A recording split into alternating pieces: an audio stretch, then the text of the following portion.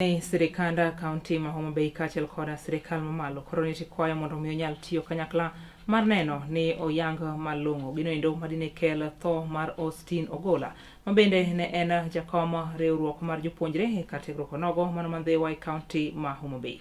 Ibiro paro ni Ogola ne en achiel kuom jochiw thieth e kar thieth onogo mano ma Umoja Hospital buore Nairobi, ka bende ne oyude e ginga apaya ka owito ngimane apanindo kata machiegni koda Roy Sambo buore Nairobi kono.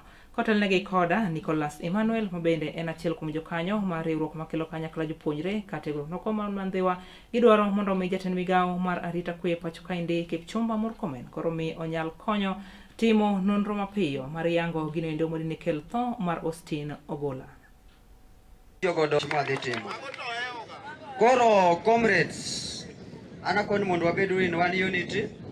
Since the death of Austine up to now we are burying him today, no leader has come out clearly to condemn or to cite his knowledge his commitment to ensure that there is a proper investigation under circumstances in which our brother died.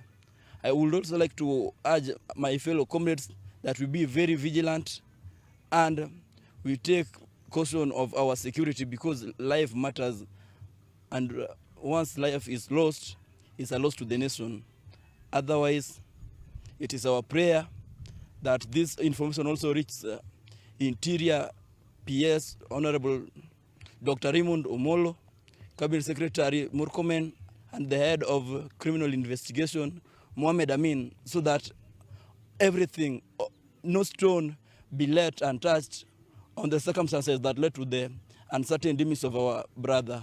We are kindly requesting our leaders, especially from Thoo, at least they should help us to fight for the justice of Ogola, so that we know the exact thing that happened, such that he just lost his life, something like that.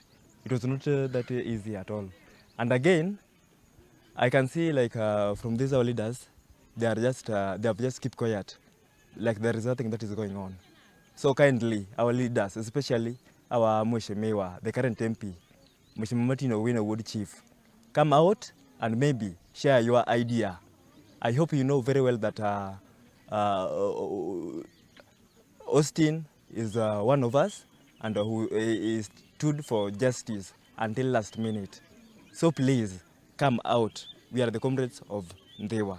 When I talk about Austine Ogola, I feel there's a ridge created between the youths. He was a leader in the University and College Students Association. That's a foreign that's a knowledge in the constituency. Actually, he was the chairman.